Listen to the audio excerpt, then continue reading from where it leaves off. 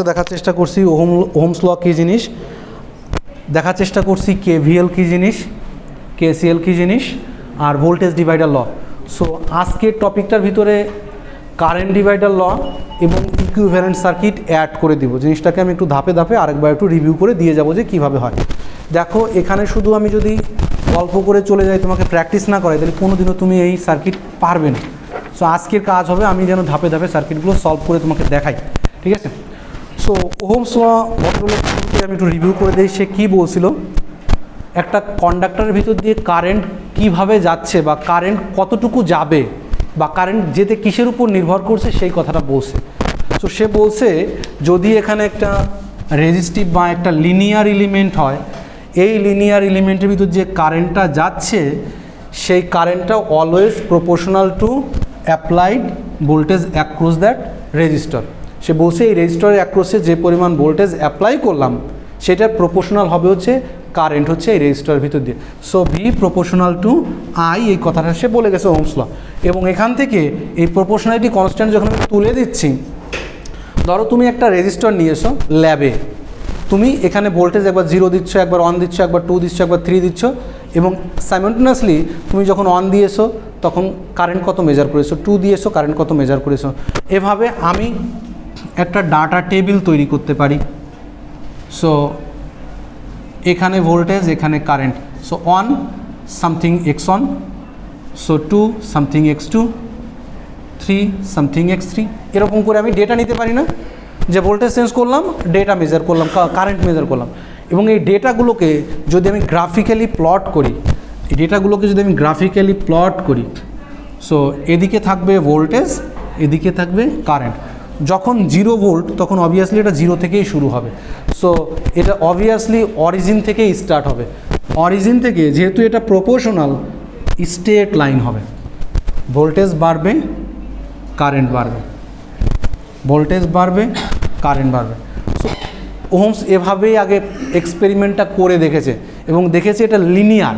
যেহেতু linear, voltage বাড়ার সঙ্গে কারেন্ট সমানুপাতিক হারে বাড়তেছে।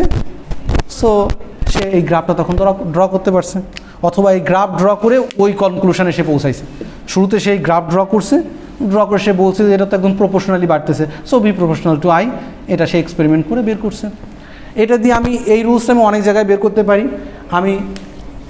এবং এই যে প্রপোর্শনালিটি কনস্ট্যান্ট, এটা তো ফিক্সড স্লোপে গেছে না, একটা নির্দিষ্ট স্লোপ, এই স্লোপের মানটাই হচ্ছে আর, ফিক্সড স্লোপ। কারণ এই যে এখান থেকে এই পর্যন্ত গেছে, এই লাইনটার স্লোপ কিন্তু একটাই, দুইটা না। যদি লাইনটা এমন থাকতো তাহলে এখানে এক ধরনের স্লোপ, এখানে এক ধরনের স্লোপ, এখানে এক ধরনের স্লোপ, এখানে লাইনটা যেহেতু একদম সোজাসুজি গেছে, স্লোপ একটাই। স্লোপ নির্ণয় করার জন্য রুলস আছে, সেই স্লোপ নির্ণয় আর যদি নির্ণয় করি, এটা ফিক্সড একটা ভ্যালুই থাকবে। এই জন্য লেখা যায় ভি ইকুয়াল টু আই আর, ঠিক আছে? এখান থেকে আমি যে কোনো দুইটা জানলে বাকি যে কোনো একটা ক্যালকুলেট করতে পারি, তাই তো? আমার টার্গেটই তাই থাকে, যে কোনো দুইটা জানবো, যে কোনো একটা ক্যালকুলেট করবো, ঠিক আছে? সো এটাই হচ্ছে ওহমস লর বেসিক জিনিসপত্র ছিল। আর সিরিজ প্যারালালের ক্ষেত্রে একটার এন্ড অপরটার শুরুর সঙ্গে, একটার এন্ড অপরটার স্টার্টিং, একটার এন্ড অপরটার স্টার্টিংয়ের সঙ্গে যদি connected, series circuit. Parallel circuit হচ্ছে সবগুলো সমান, মানে দুইটা কমন লাইনের মাঝে এটা কানেক্টেড থাকবে, দুইটা ওয়্যার থাকবে সবসময়। এটা জিনিসপত্র বলা আছে, আমি এই জিনিসগুলো আর না বলি, তোমরা একটু দেখে নিও। হ্যাঁ, এই জিনিসগুলো আর বললাম না, কারণ অনেকবার পড়ানো হয়েছে এটা। আচ্ছা, কেভিএলের কথা গত ক্লাসে আমি বলছিলাম যে কেভিএল হচ্ছে একটা লুপের ভিতরে যদি ভোল্টেজকে আমি যোগ করি, algebraic some of all the voltage inside A loop will always 0। আমি যদি অ্যালজেব্রিক সাম মানে হচ্ছে বীজগাণিতিক যোগফল, যদি একটা লুপের ভিতর সমস্ত ভোল্টেজের বীজগাণিতিক যোগফল করি তাহলে ভোল্টেজ সবসময় 0 হয়, লিখতে পারবো 0। সো এখান থেকে কেভিএল আমি বলেছিলাম। আর কেসিএল বোঝানোর জন্য বলছিলাম যে একটা পয়েন্টে sum of all the incoming current and sum of all the outgoing current is always 0। যদি আমি ইনকামিং কারেন্ট এবং আউটগোয়িং কারেন্টকে সাম করি তাহলে ওই পয়েন্টে কারেন্টের পরিমাণ 0। অর্থাৎ এই পয়েন্টে কোনো কারেন্ট বসে থাকে না, যা আসে তাই বের হয়ে যায়, যা আসে তাই বের হয়ে যায়, ওখানে কোনো কনজিউম করার কোনো সুযোগ নেই। আচ্ছা, এখান দিয়ে এই ম্যাথমেটিক্সটা একটু দেখিয়েছিলাম যেটা কীভাবে করা যায়, বাকিটা তোমরা হয়তো দেখতে পারো নাই, তা আমি একটা করে দেই এই জিনিসটা একটা। সবাই এই অ্যানালাইসিসটা তোলো, এটা কিভাবে সলভ করতে হবে সেটা একটু দেখি।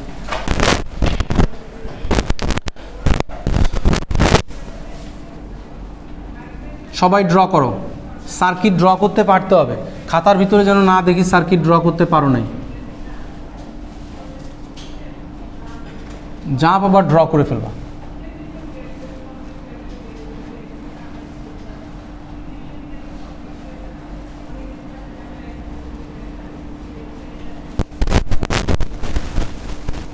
ভোল্ট 4 ohm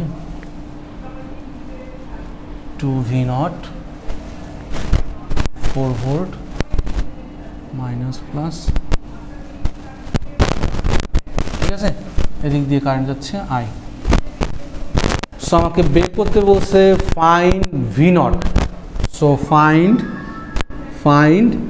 V0, V0 এর ভ্যালু কত সেটা বের করতে বলছে, এবং কারেন্টের ডিরেকশন যেভাবে দেয়া আছে এটা এইভাবে কারেন্টটা ঘুরতেছে, তাই না, কারেন্টটা ক্লকওয়াইজ ঘুরতেছে। সো এইটা একটা লুপ, এই লুপটা হচ্ছে loop 1, so apply KVL at loop 1। কে লিখতেছে না পিছনে, লিখতেছো তুমি, লিখো apply KVL at loop 1। Loop 1-এ যদি আমি KVL অ্যাপ্লাই করি তাহলে কেমন হবে? আমি স্টার্ট করলাম এই পয়েন্ট থেকে, উপরের দিকে যাব, ক্লকওয়াইজ যাব, তো ক্লকওয়াইজ যাব, -12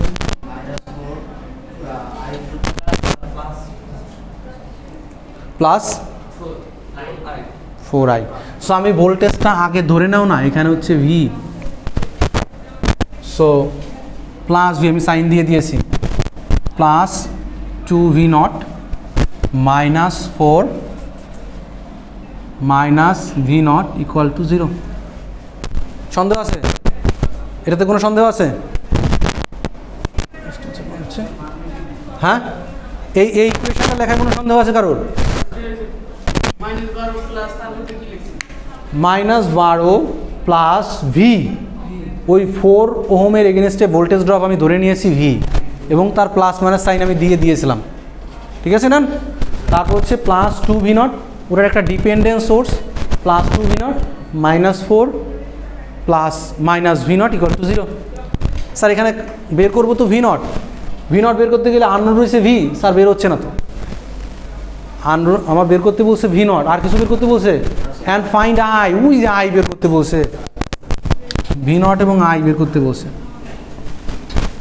V0 এবং I বের করতে বলছে।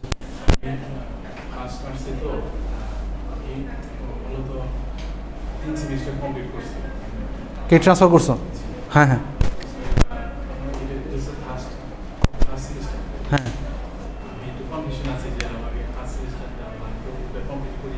তুমি স্যার না এটা ওটা নিয়ে পরে আলোচনা, তুমি ডিপার্টমেন্টে এসে কথা বলো, ওটা ওই রকম কোনো কিছু না, তোমার এটা ফার্স্ট সেমিস্টার না, তোমার ক্রেডিট একটা অ্যাকসেপ্ট হয়েছে না, ওইটার পর থেকেই তোমার এটা শুরু হয়েছে, আমরা জানি তোমার যে বরং ক্রেডিট শুরু হয়েছে না আসে, ওইখান থেকে আরও কিছু, এই ক্রেডিটটাই হয়তো তোমার এই কোর্সটা ভালো ছিল না দেখে আবার তোমার নেওয়া লাগছে, সার্কিট অনেক তোমার ভালো রেজাল্ট ছিল না, যার কারণে এটা করা হয়েছে, ঠিক আছে।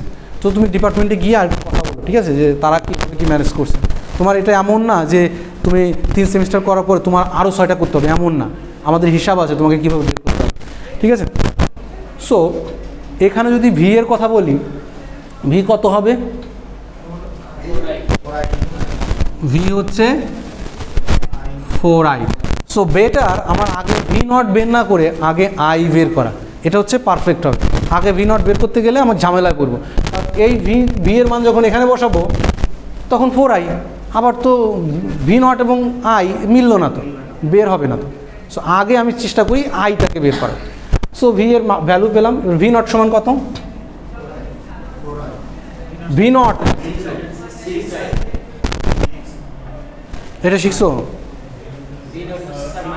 -6I, এটাই তো হবে, V0 সমান -6I। কারেন্ট কোন দিকে? কারেন্ট এই দিকে না, V0 এর পজিটিভ কোন দিকে? এই দিকে না, এই জন্য এটা হচ্ছে V0 সমান -6। এতটুকু বুঝতে পারলেই এই ম্যাথমেটিক্সের কোনো ঝামেলা নেই। So put this value in equation 1, so এটা ইকুয়েশন 1 লিখে ভ্যালুটাকে পুট করি আমি, so -12 plus 4i plus 2 into -6i -4 minus 6i equal to 0। আমি একবারে ভেঙে করতেছি, একবারে কোনো কিছু উল্টাপাল্টা করতেছি না, ঠিক আছে। So -12 plus 4i -12i -4 plus 6i equal to 0, minus দিয়ে গুণ করছি, ঠিক আছে। এরপর আসছে কয়টা আই আছে দেখো, 6 আর 4 10, তাই না, 6 আর 4 10, এখানে 4, এখানে 6, 10i। সো লিখি -12 plus 10i -12i equal to 0। So 10 থেকে 12 বাদ দাও, বা 12 থেকে 10 বাদ দাও। সো -12 -2i ইকুয়াল টু 0, ঠিক আছে। So -2i equal to 12, so i equal to -6 amps।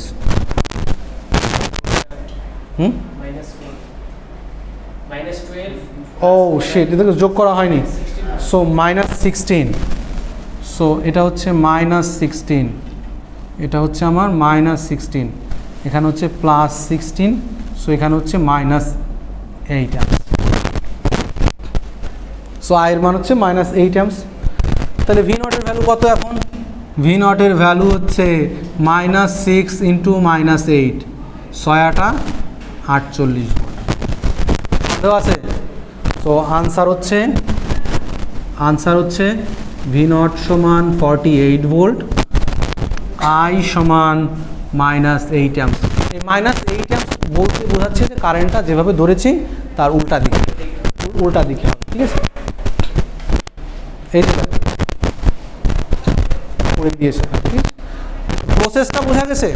কিন্তু শুরুতে তোমাকে বুঝে নিতে হবে আমাকে কি বের করতে হবে, এই মস্তিষ্কটুকু তোমার মাথার ভিতরে আসতে হবে। তুমি যদি বুঝতে না পারো যে আই বের করবো না ভি বের করবো, তাহলে কিন্তু কনফিউশনে পড়বা।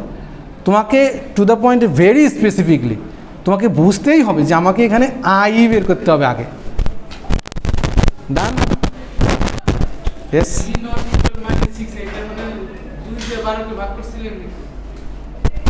ভি নট ইকুয়াল টু, দেখো ভি নট হচ্ছে এখানকার ভোল্টেজ, ঠিক আছে।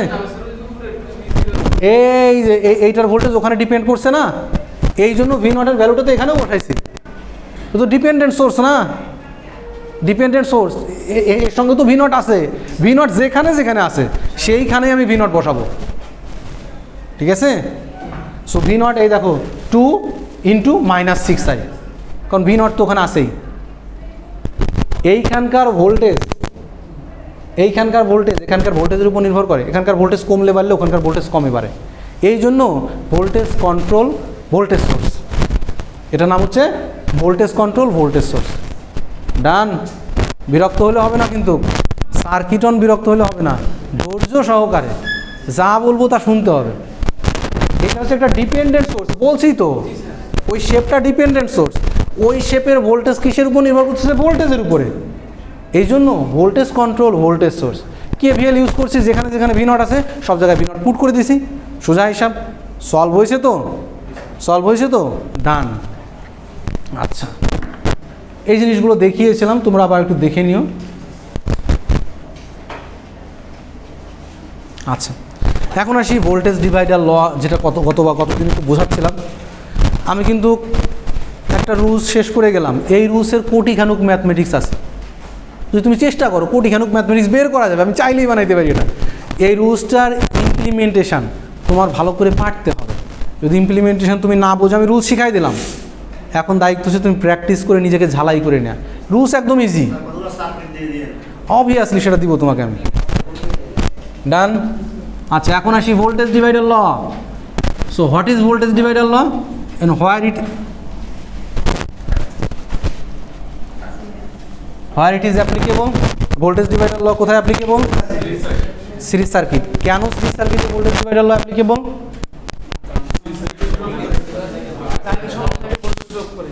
হ্যাঁ, সিরিজ সার্কিট মানে হচ্ছে সবগুলো এলিমেন্ট একই পথে যুক্ত থাকবে। সো এখানে একটা ভোল্টেজ সোর্স, এর মাথায় একটা মনে করো রেজিস্টার, এর মাথায় একটা রেজিস্টার, এটা একটা রেজিস্টার, এরকম করে ব্লা ব্লা ব্লা করে আরও অনেকগুলো রেজিস্টার বা ভোল্টেজ সোর্সও কানেক্ট করা যায়, কোনো সমস্যা নেই। সিরিজ সার্কিট যেহেতু সবগুলো একই সুতায় কাটা, মালার মতো। হ্যাঁ, সিরিজ সার্কিটের অপর নামও দেয় মালা সার্কিট। ঠিক আছে, সো এখানে ভি, এখানে R1, এখানে R2, এখানে R3, এখানে হচ্ছে R4, সো এটা হচ্ছে ভিএস। সো ভোল্টেজ ডিভাইডার ল, যেটা নাম দিয়েছি স্লাইডের ভিতরে VDL, ভোল্টেজ ডিভাইডার ল। এটা কি বলছে, যেটার এগেনস্টে ভোল্টেজ বের করতে যাচ্ছি, যেমন এটার এগেনস্টে হতে পারে, এটার এগেনস্টে হতে পারে, এটার এগেনস্টে হতে পারে, তাহলে লটা মনে করো V3 বের করবো। কীভাবে বের করবো? কি হলো বলো? V3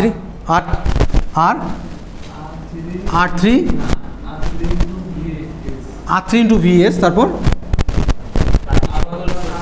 হ্যাঁ R1 plus R2 plus R3 plus R4 ব্লা ব্লা ব্লা, 100টা থাকবে, 1 মিলিয়ন থাকবে, কোনো সমস্যা নেই। এটা 100টা থাকলেও ঠিক এইভাবেই রুলসটা অ্যাপ্লাই করা যায়, কোনো সন্দেহ নাই। বুঝা গেল? এইটুকু যদি বুঝে থাকো তাহলে এটা ওহমস ল থেকে আসছে। Voltage divider law is kind of Ohm's law, তো ঘুরাই ফেরাই বের করা হয়েছে।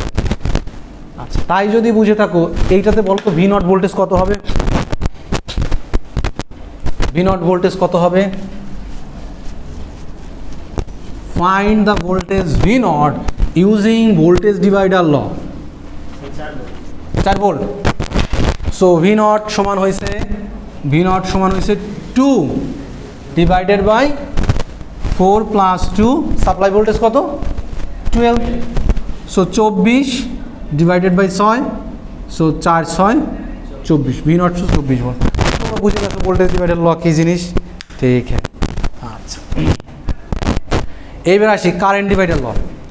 Current divider law is applicable for parallel circuit, because parallel সার্কিটে কারেন্ট ডিভাইড হয়ে যায়, ভোল্টেজ সেম থাকে। So voltage is same all over the circuit, সমস্ত সার্কিটেই ভোল্টেজটা সেম আছে, but current is different for different elements. Different এলিমেন্টের জন্য কারেন্টটা ভিন্ন ভিন্ন হয়।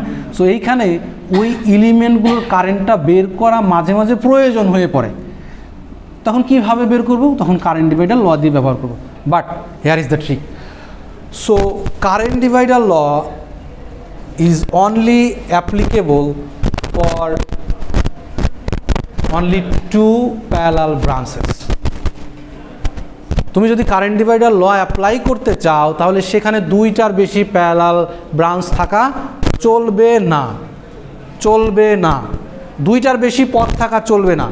100টা পথ থাকলে 100টা পথকে আগে 2টা পথে কনভার্ট করতে হবে, তারপরে রুলসটাকে অ্যাপ্লাই করতে হবে। বুঝাইতে পারলাম? সো শুরুর যেটা দেয়া আছে, শুরুতে একটা ভোল্টেজ সোর্স দেয়া আছে, 2টা রেজিস্টার দেয়া আছে, আর সাপ্লাই কারেন্ট I বলা আছে, তাই না? এখন যদি মনে করো I2 কারেন্ট আমি বের করতে চাই, I2, so find I2 current যদি বের করতে চাই তাহলে অপোজিট রেজিস্ট্যান্স, I2 কারেন্টটা যে রেজিস্ট্যান্সের ভিতর দিয়ে যাচ্ছে তার অপোজিট যে রেজিস্ট্যান্সটা আছে, অপোজিট রেজিস্ট্যান্সের নাম হচ্ছে R1। R1টা থাকবে উপরে, R1টা থাকবে উপরে, নিচে সবগুলো যোগফল R1 plus R2 into supply current জানা থাকতে হবে। কারেন্ট ডিভাইডার ল দিয়ে যেহেতু কারেন্ট তুমি বের করতে যাচ্ছ, in that case your known value should be current. কারেন্টটা নোন থাকতেই হবে। যদি ভোল্টেজ নোন থাকে তাহলে আগে কারেন্ট, ওই ভোল্টেজ দিয়ে কারেন্টটাকে আগে বের করে নাও, তারপরে কারেন্ট ডিভাইডার ল ইউজ করো। বুঝাইতে পারলাম? সো এখানে ঝামেলাটা হচ্ছে যে রেজিস্টারের ভিতরে কারেন্টটা বের করতে যাচ্ছি R2 রেজিস্টার, কিন্তু R1টা উপরে বসাইতে হচ্ছে। সো সাপোজ 1টা 2টা 3টা রেজিস্টার আছে, R1 R2 R3, আমি I3 কারেন্টটা বের করতে যাচ্ছি।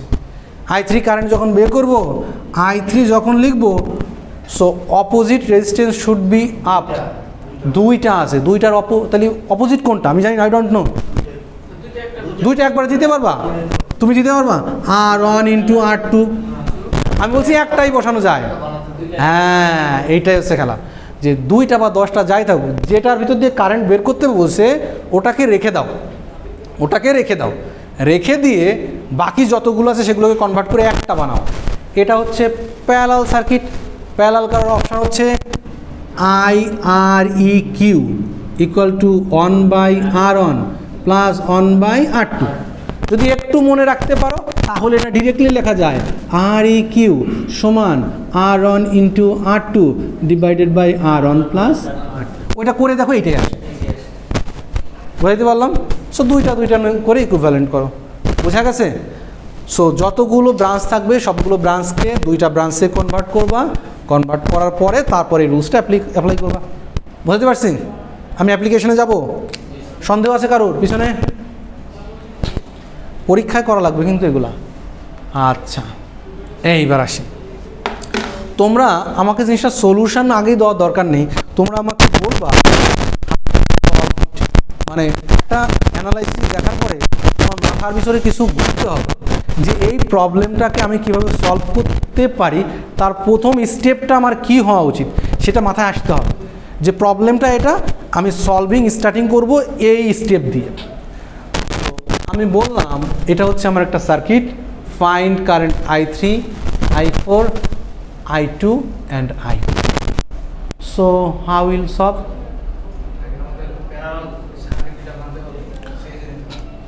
তুমি বলছো প্যারালাল সার্কিট দুটাকে সিরিজ করে ফেলবো। সো হোয়াই, কেন তুমি প্যারালাল দুটোকে সিরিজ করবে তার লজিক তোমাকে দিতে হবে।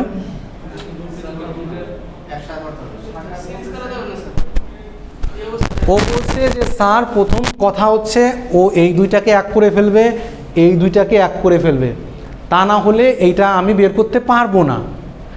এই দুটাকে এক করে ফেললে কি I3 I4 বের হবে?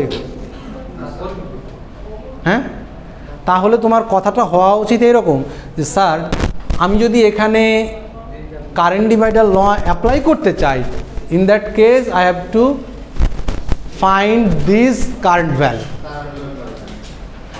আমাকে এইখানকার কারেন্টটা বের করতে হবে। এইটা তো টোটাল কারেন্ট, এইটা এই ব্রাঞ্চের কারেন্ট, এই ব্রাঞ্চে কি পরিমাণ কারেন্ট আসছে সেটা আমাকে আগে বের করতে হবে।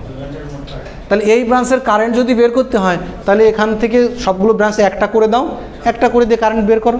এইটা হচ্ছে তোমার প্রথম কথা হওয়া উচিত যে আমার কারেন্ট ডিভাইডার ল ইউজ করতে গেলে যদি I3 বের করতে হয় তাহলে সাপ্লাই কারেন্ট এখানে কত সেটা বের করতে হবে। যেহেতু ওটা বের করতে হবে সেহেতু আগে এক করে নিই, কারণ এখানকার কারেন্টও তোমাকে লাগবে। এক করে নিই এখানকার কারেন্ট এবং এখানকার কারেন্ট আমি বের করি, তাই না? So draw this circuit. Problem solve করা যাবে না, আগে তুমি বোঝো জিনিসটা সলভ করতে হবে কীভাবে, স্টেপ নাও, তারপরে স্টার্ট করো। যে কোনো আগে মাথার ভিতর তুমি একটু বুদ্ধিটা নিচে ভিতরে পেতাও, আমার কী কী ডিফিকাল্টি আছে এটা সলভ করতে গেলে, কী কী জানা প্রয়োজন এটা সলভ করতে গেলে, সেগুলোকে জানো। ঠিক আছে, আচ্ছা এটাকে ড্র করি আগে। সার্কিট ড্র করতে বিরক্ত হলে চলবে না।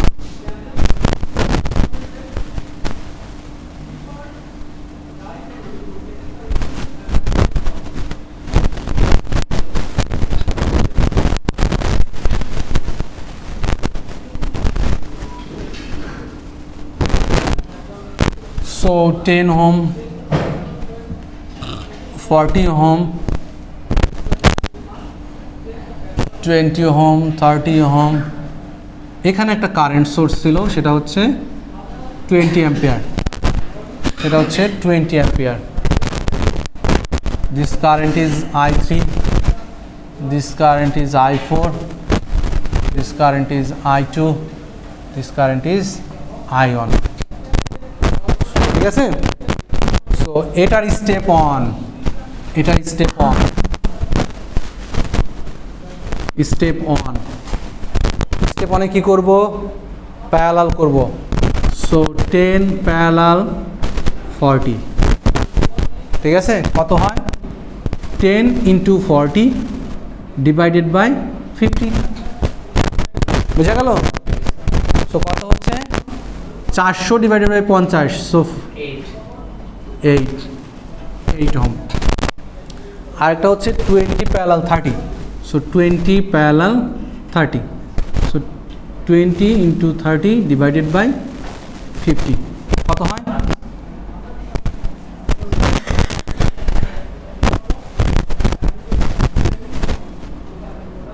বারো হলো তো? তার একটা অপারেশন করছি এই সার্কিটের স্টেপে, তাহলে অপারেশন করে সার্কিটটা কেমন হয়েছে সেটা দেখি। এখানে একটা রেজিস্ট্যান্স পেয়েছি, এখানে একটা রেজিস্ট্যান্স পেয়েছি, সার্কিটের বাকি অংশ ঠিকই আছে।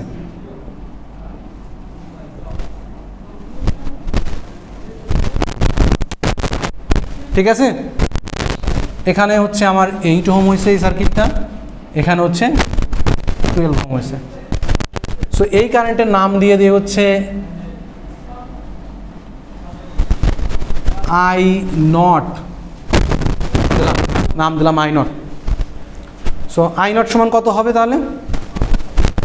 Find I not. I naught সমান কত? আই নট সমান কত হবে? এটা হচ্ছে 20 অ্যাম্পস। আই নট সমান current divider law 12 divided by 12 plus 8 20। So 8 আর 12 20, 20 কাটা 12 অ্যাম্পিয়ার। ডান। সো এখান দিয়ে যাচ্ছে 12 অ্যাম্পিয়ার, এটা ক্যালকুলেট করার দরকার আছে। এখান দিয়ে যাচ্ছে হচ্ছে 8 অ্যাম্পিয়ার, বের হয়ে গেল। তার মানে এইখানকার কারেন্ট হচ্ছে আমার 12 অ্যাম্পস, এখানকার কারেন্ট হচ্ছে 8 অ্যাম্পস। এখন ইন্ডিপেন্ডেন্টলি আমি কেভিএল কারেন্ট ডিভাইডার ল ইউজ করতে পারবো, ইন্ডিপেন্ডেন্টলি কারেন্ট ডিভাইডার ল ইউজ করতে পারবো। সো এখন যদি বলি স্যার আইঅন কত হবে, সো আইঅন সমান কত হবে? আইঅন সমান হচ্ছে 20 ডিভাইডেড বাই 50 ইন্টু কত? 8 ইন্টু 8, যা আসবে তাই। I2 সমান হবে হচ্ছে 30 ডিভাইডেড বাই 50 ইন্টু 8, যা আসবে তাই। বুঝাইতে পারলাম? একইভাবে I3 কত হবে? I3 সমান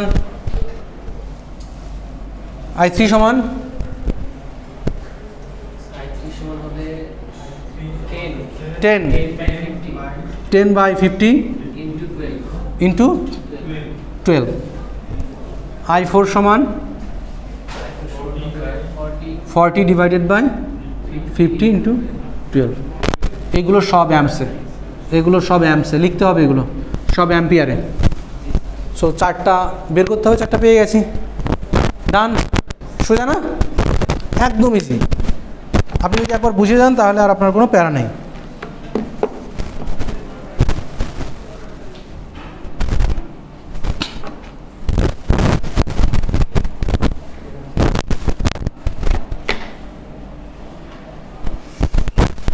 কত আসে এটা ক্যালকুলেট করে বলো।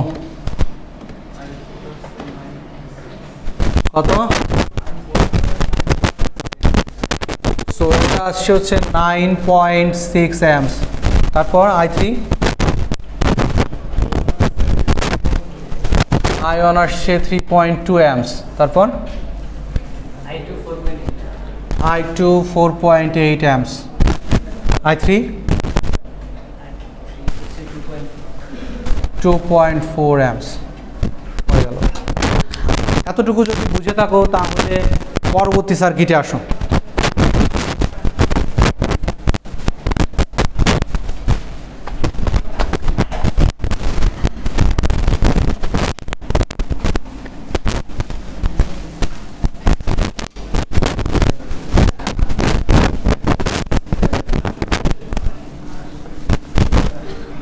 সার্কিট অনের রুলসগুলো একদম সহজ, খুবই সহজ।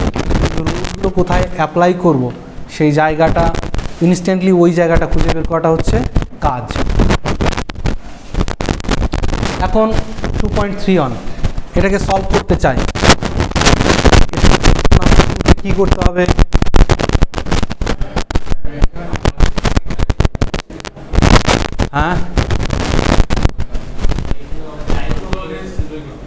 হ্যাঁ, সো সো সার্কিটের টোটাল রেজিস্ট্যান্স, আমার প্রথম টার্গেট হচ্ছে I1টাকে বের করা। সো I1 মানে হচ্ছে সার্কিটের টোটাল কারেন্ট, সার্কিটের টোটাল কারেন্ট আমাকে বের করতে হবে। সো টোটাল কারেন্ট বের করতে পারলে তারপরে গিয়ে বাকিটা। আচ্ছা, টোটাল কারেন্ট শুরুতে বের করো, সার্কিটের টোটাল কারেন্ট কত হবে বলো। আমি ড্র করলাম না, যে জিনিসটি দেখাই। সো এখানে ইকুইভ্যালেন্ট করলে 2, 1 এবং 4, এটাকে ইকুইভ্যালেন্ট করলে কত হয়? তো 4 প্যারালাল, সার্কিট ড্র করো ফার্স্ট স্টেপ 1। হ্যাঁ, আগে ড্র করো, ড্র করো।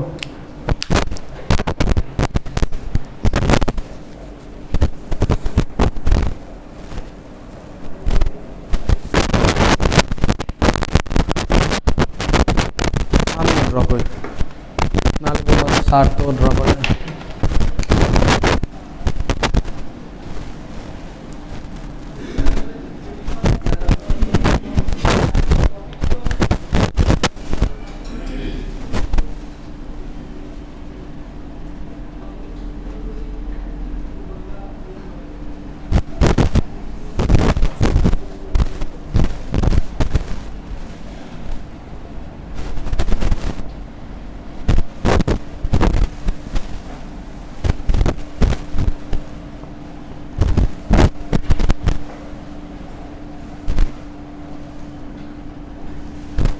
ঠিক আছে, সো স্টেপ 1-এ আমি কি করছি,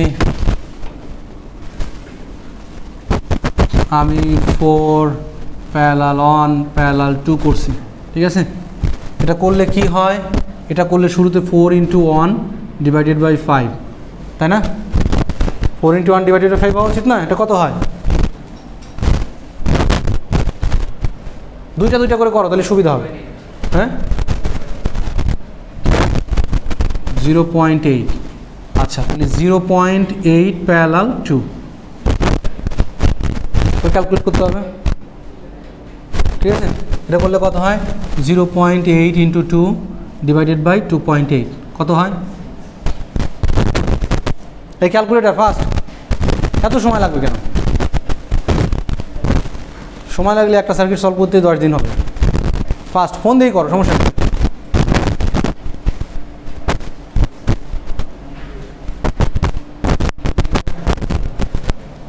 .03, এত ছোটো? যেটা ছোটো হবে তার থেকেও ছোটো হবে। ঠিক আছে, তো প্যারালাল করলে যে রেজিস্ট্যান্সটা পাওয়া যায় তার থেকেও ছোটো হয়। শিওর দেখে আবার বলো, আরেকবার করো। 2.8, কিন্তু এটা 2.8 কাছাকাছি। ঠিক আছে, সো দুইটা রেজিস্ট্যান্স প্যারালাল করলে সব থেকে যে ছোটো রেজিস্ট্যান্সটা থাকে, আউটপুট ভ্যালুটা সেই রেজিস্ট্যান্স থেকে ছোটো হয়, কম হবে।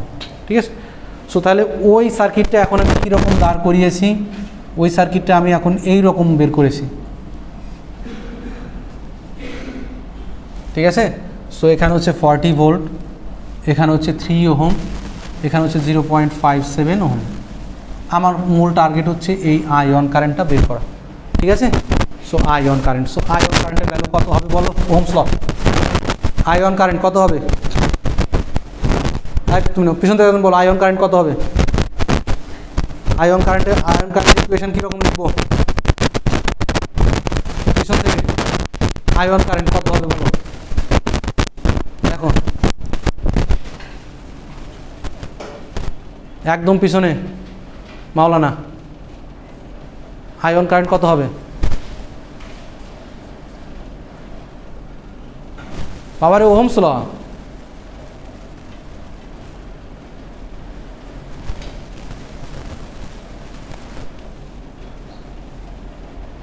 V = IR, এই রুলস ফেলতে হবে।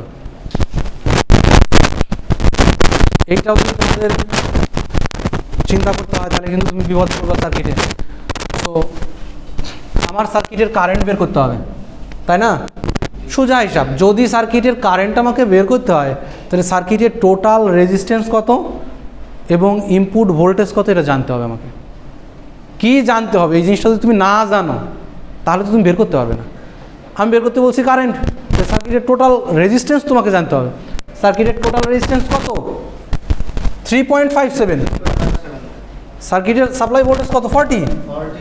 সো I1 সমান হবে 40 divided by 3.57 Ohm's law V equal to IR, V equal to IR, so I equal to V by R, উপরে ভোল্টেজ 40, টোটাল রেজিস্ট্যান্স সিরিজে আছে তো 3 প্লাস 0.57, সো টোটাল 3.57 তাই করছি। সো I1 কারেন্ট পেলাম কত 11.20 অ্যাম্পস। সো আমি প্রথম ধাপ আমার কমপ্লিট। এইবার স্টেপ 2, মূল কারেন্টটা পেয়ে গেছি, এখন সার্কিটের প্রথম পার্টটা না জানলেও আমার চলছে, ঠিক আছে। সো আমার সার্কিটের প্রথম পার্টটা না জানলেও এখন চলবে। সার্কিটটা এখন এইভাবে চিন্তা করব, এখানকার কারেন্ট হচ্ছে 11.20 অ্যাম্পস। আমি যদি এখানকার কারেন্ট বের করতে চাই, যেটার নাম রাখি I2 কারেন্ট যদি বের করতে চাই, তাহলে এগেইন এই দুইটাকে একটা করে দিতে হবে। এটা কত ভ্যালু কত 2 1, সো প্যারালাল করো 2 প্যারালাল 1 কত হবে, এটা করলে 1 × 2 ডিভাইডেড বাই 3, 2/3 0.66। সো এই দুইটাকে আমি মুছে দিয়ে তখন আমি লিখলাম, তুমি কিন্তু মুছতে পারবে না, এইটা হয়ে যাবে হচ্ছে 0.66 ওহম। আমি এখন I2 কারেন্ট বের করতে চাই। So I2 equal to 0.66 divided by, এটা কত ছিল 4, সো 4 প্লাস 0.66 ইন্টু 11.2। বুঝা গেছে? এই বুঝতেছো পিছনে? না বুঝলে কিন্তু শেষে গিয়ে 3-4 মাস পরে গিয়ে বুঝতে পারবা যে আমি তো বুঝি নাই, কারণ তখন পরীক্ষা আসবে, পরীক্ষার হলে তখন বোঝা যাবে। এর থেকে ইজি জিনিস কিন্তু নাই, একটু মাথাটা যদি তুমি কনসেন্ট্রেশন দাও তাহলে হয়ে গেল, খুব বেশি কঠিন কিছু না। কারেন্ট কত আসে 1.586, সো 1.586 অ্যাম্পস, ঠিক আছে। সো I2 এর ভ্যালু পেয়ে গেছি। এখানে যদি 1.58 অ্যাম্পস যায়, তাহলে এখান দিয়ে কত অ্যাম্পস যাচ্ছে, তাহলে বিয়োগ করে এখানকার আমি মূল কারেন্ট, এইখানকার কারেন্ট I3 জানার কথা ছিল না। সো I3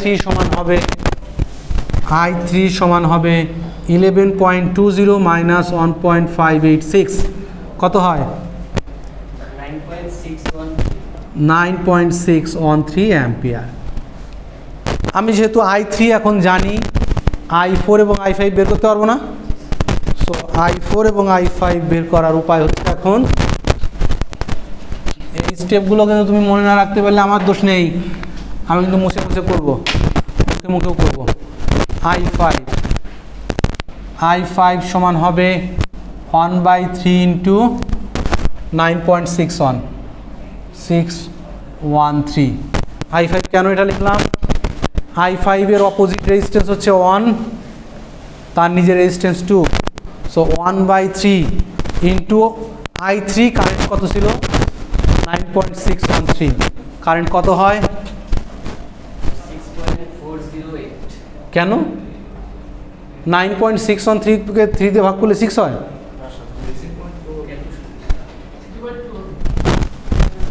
3.2 ধরো 2 অ্যাম্পিয়ার।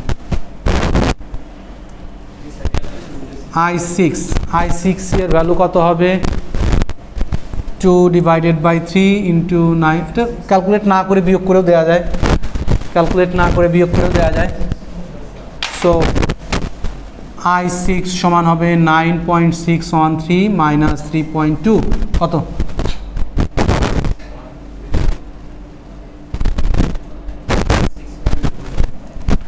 6.4 অ্যাম্পিয়ার। সো যে 5টা কারেন্ট ক্যালকুলেট করার কথা ছিল, আমি 5টাই ক্যালকুলেট করে ফেলব। কঠিন কোনো কিছু বোঝা যায়? I6, আমি কি এটাকে I6 লিখতে I4, তাহলে এইটা ছিল I4, এটা ছিল I4, এটা ছিল হচ্ছে I5। ও আপনার লেখা ঠিক আছে স্যার I5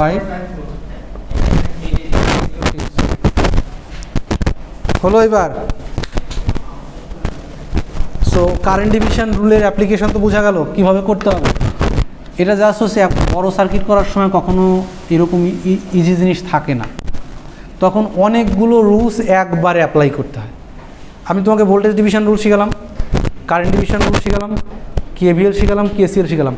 দেখা যাবে যে 4টা রুলসই একবার অ্যাপ্লাই করতে হচ্ছে, মানে একটা সার্কিটে তোমার 4টা রুলসই।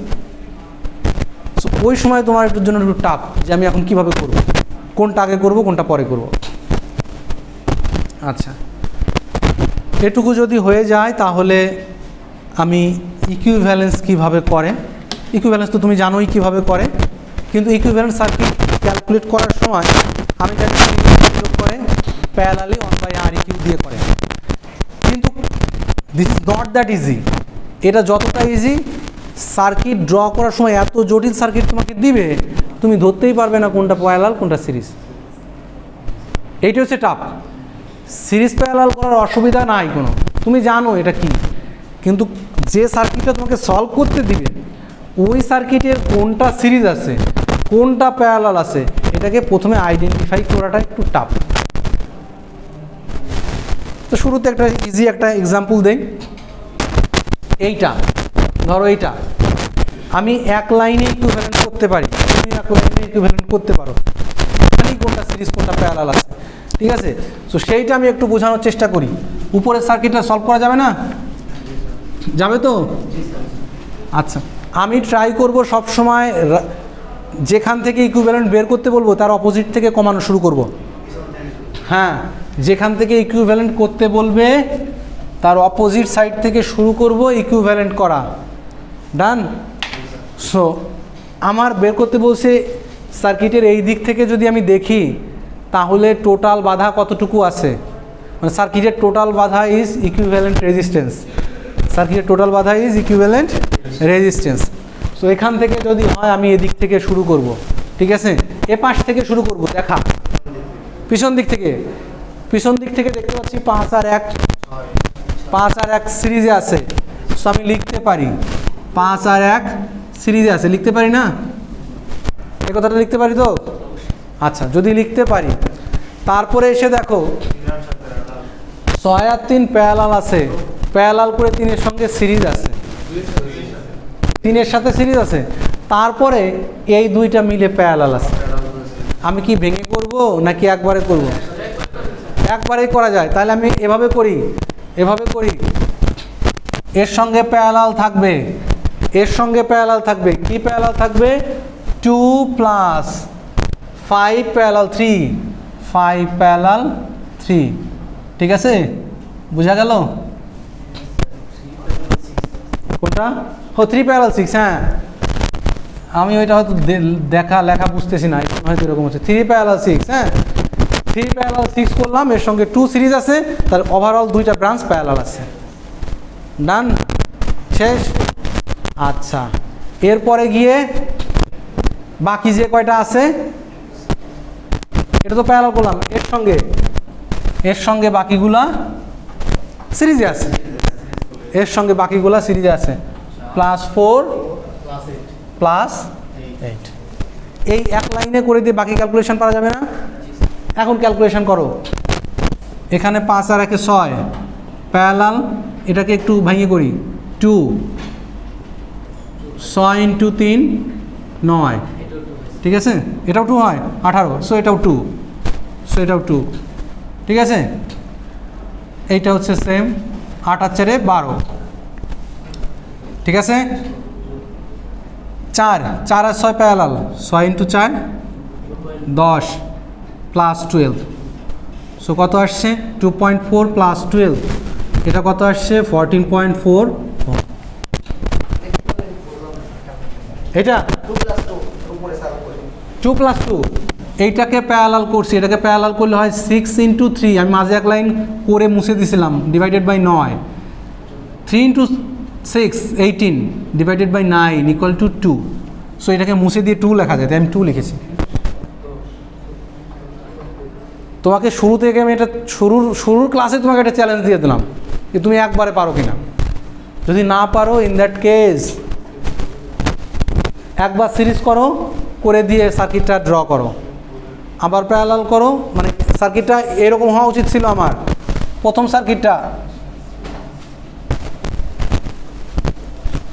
সার্কিটটা এরকম হওয়া উচিত ছিল।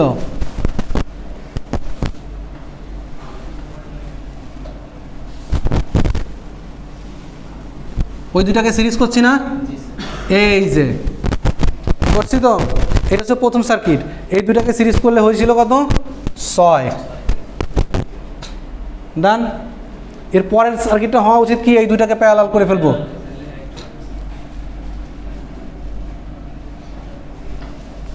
পরের ধাপ এটা করলে কত হয়েছিল? 6 আর 3 না 2। উপরে কত ছিল? 2। এর পরের দুইটাকে সিরিজ করো, 4।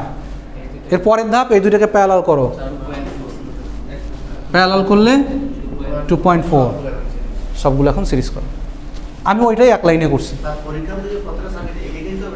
Not necessarily. যদি কেউ স্টেপ বাই স্টেপ করে, যদি কোথাও ভুল যেয়ে থাকে, ইন দ্যাট কেস আমি পার্শিয়াল মার্কস দিব। যদি কেউ স্টেপ বাই স্টেপ না করে এক লাইনে করে, যদি প্রথম ইকুয়েশনটা ঠিক থাকে, তার পার্শিয়াল মার্কিং আমি করব। যদি প্রথম ইকুয়েশনে ভুল করে, তাহলে পার্শিয়াল মার্কিং করব না। বুঝতে পারলাম? এটা হচ্ছে পার্থক্য। যদি স্টেপ বাই স্টেপ করো, কোথাও ভুল গেলে যেটুকু সঠিক আছে ততটুকু মার্ক পাবে। আর যদি শুরুর ইকুয়েশনই ভুল হয়, তাহলে তো শেষ, আর হলো না। তাহলে আমি ধরে নেব যে তুমি বোঝো নাই।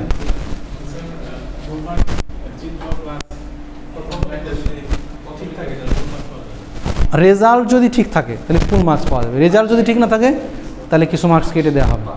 আমার আউটপুট রেজাল্ট কত আসে সেটা ঠিক থাকতে হবে। হ্যাঁ হ্যাঁ, যদি মনে করো প্রথম লাইনটা ঠিক লেগেছো, আমি এখানে ধরে নেব তুমি 80% মার্কস পাবে। এইটার প্রথম লাইন ঠিক হলে 10-এ 8 দিব, ঠিক আছে? আর বাকি ক্যালকুলেশনে 2 অনেক মার্কস, 2 একটা গ্রেড চেঞ্জ হয়। দেখো হয়ে গেছে 57 ছিল, হয়ে গেছে 59। এক তো তখন স্যার একটু কনসিডার করে। আচ্ছা, এবার আসো, ইজি না? একদম আমার বাচ্চারা বলে জলের মতো না বলে জলের নাহাল বলে। জলের নাহাল বা পানির নাহালও বলতে পারো তুমি। আচ্ছা, এইটা কিভাবে করব? শেষের দুইটা সিরিজ, দ্যাটস গুড পয়েন্ট। শেষের দুইটা সিরিজ বুঝলাম। 12 আর 4 প্যারালাল। হ্যাঁ, এইটুকু বুঝলে হয়ে গেছে। সো সার্কিটটাকে রিড্র করবা। সার্কিটটাকে রিড্র করলে কেমন হবে? এখানে 10 থাকবে, 10-এর সঙ্গে 3 থাকবে, ঠিক আছে? এখানে যেহেতু শর্ট পাথ, এটাকে টেনে এদিকে দিয়ে দেওয়া যায়, এটাকে টেনে এদিকে দেওয়া যায়, যদিও দুটাকে ক্রস করে দেখানো আছে। কিন্তু শর্ট তো, মাঝে যদি রেজিস্ট্যান্স থাকতো, in that case you can't. যেহেতু শর্ট পাথ, আমি টেনে সরাই দিতে পারি। টেনে সরাই দিলে ওই 6টা এখানে চলে আসে, 6টা এখানে চলে আসে, এরপরে গিয়ে 1 থাকে, তারপরে গিয়ে 12 আঁকা যায়, 12-এর পরে 4 আঁকা যায়, 4-এর পরে 1 ছিল সিরিজে, তারপরে 5 প্যারালাল। এটা তো চোখ বুঝে হয়ে যাওয়ার কথা। এই দুইটাকে সিরিজ, তার সঙ্গে প্যারালাল এই 3টা, তার সঙ্গে এটা সিরিজ, তার সঙ্গে 3টা প্যারালাল, তার সঙ্গে সিরিজ। পিছনে আমার কথা কি বোঝা যাচ্ছে? না বোঝা গেলে রেসপন্স করতে হবে, ঠিক আছে? আচ্ছা, এটা গেল। এ ধরনের অনেক সার্কিট থাকবে, তোমাকে 1-2টা সার্কিট দিব না, আমি অনেক সার্কিট দিব। উপরেরটা একদম ইজি, সহজ। নিচেরটা কি করতে হবে? 20 আর 5 প্যারালাল করতে হবে, করে একের সঙ্গে সিরিজ করব, তারপরে টোটালটার সঙ্গে 20 প্যারালাল, তারপরে সেটার সঙ্গে 2 সিরিজ, তারপরে 3টা প্যারালাল, তারপরে 8-এর সঙ্গে সিরিজ। এই যে 18 তিনটাকে প্যারালাল করলাম, এইখানে দুইটা থাকবে আর বাকিগুলো মিলিয়ে একটা আসবে। ডান, ইজি। আচ্ছা, বাকিগুলো প্র্যাকটিস প্রবলেম, একটু প্র্যাকটিস করবো। আমি আরও কিছু প্রবলেম দিয়ে দিব আজকে, এই স্লাইডটা দিয়ে দিব এবং বাকি প্রবলেমগুলো। সো আগামী ক্লাসে একটা ক্লাস টেস্ট নিব,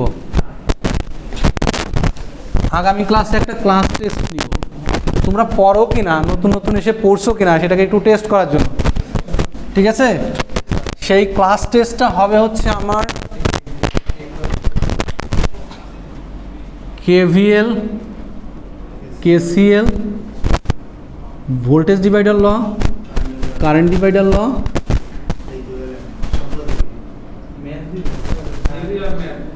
নো থিওরি, অনলি ম্যাথস।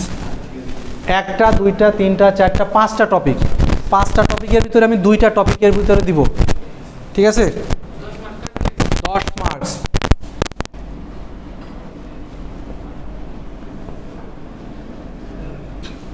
কয় তারিখ আগামী ক্লাস? 21, 11, 25। ক্লাস টেস্ট কিন্তু হয়েই যাবে, তুমি আসো বা না আসো হয়েই যাবে। ক্লাস টেস্টে কয় মার্কস? 10 মার্কস। যদি তুমি একটাতে 10 মার্ক ক্যারি করতে পারো, ধরে নেবা যে তুমি 10ই পাচ্ছ। আমি 3টা যদি নেই তাহলে বেস 2, যে 10 পায় সে পরেরটায় 0 পাওয়ার সম্ভাবনা কম। বুঝাইতে পারলাম? আমি প্র্যাকটিস প্রবলেম কয়টা দিয়ে দিব, স্লাইডও দিয়ে দিব বেসড অন দিস প্রবলেমস। এই প্রবলেমের উপর কিছু প্রবলেম তোমাকে আমি স্লাইড আকারে আপলোড করব, আবার এই স্লাইডেও থাকবে, ঠিক আছে? তো যত পারো প্র্যাকটিস করো। আমার যে কয়টা প্রবলেম দিলাম, এই প্রবলেমে তুমি প্র্যাকটিস করছো কিনা সেটা যদি আমি যতগুলো প্রবলেম দিব সেটা যদি সুন্দর করে অ্যাসাইনমেন্ট আকারে আমাকে জমা দিতে পারো, তাহলে যদি পরীক্ষা খারাপও হয় সেক্ষেত্রে তোমাকে কিছু মার্ক আমি দিব। হ্যাঁ, আচ্ছা, অ্যাসাইনমেন্ট দিয়ে দিই এটার উপরে, তাহলে প্র্যাকটিসও হবে, এটাও হবে। আমি এইটার উপর বেস করে তোমাকে অনেকগুলো আমি ভাগ করে দেবো, এটা এই প্রবলেম, সেইগুলো করবা, সুন্দর খাতায় করে জমা দেবা এবং এইটার উপরই করতে হবে। So assignment plus class test.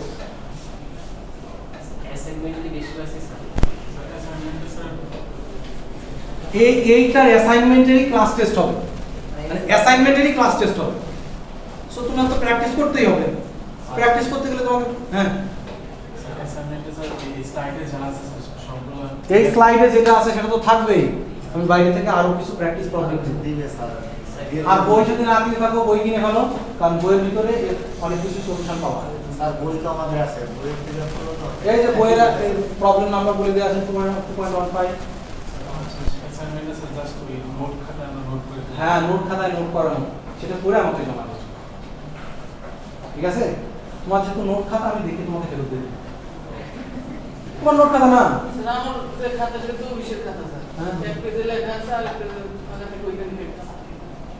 তাহলে নতুন করে একটা সুন্দর করে বানাও A4 সাইজের পেজ দিয়ে, ঠিক আছে? ডান। সো আগামী ক্লাসে এটা কিন্তু ভুল হলে চলবে না, সবাইকে আসতে বলবা, গ্রুপে কথা বলো। গ্রুপে যে 70-80 জন ছেলেপেলে আছে, এই আজকে অ্যাটেন্ডেন্সটা পাঠাও, অ্যাটেন্ডেন্সটা গ্রুপে পাঠাও।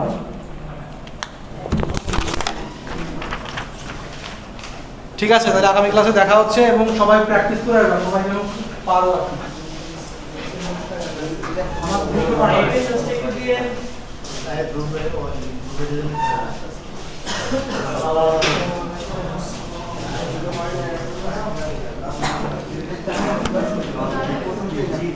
হ্যাঁ, কি হয়েছে?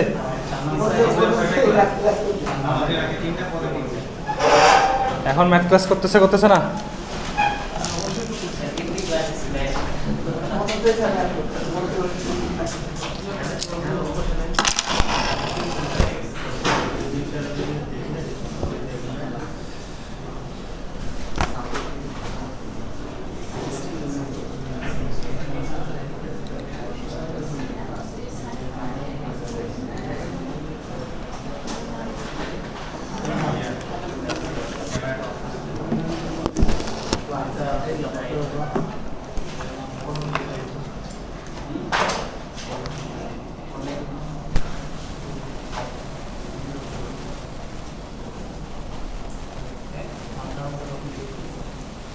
ভিডিও চলতেছে? পজ করেন, একটু পজ করেন।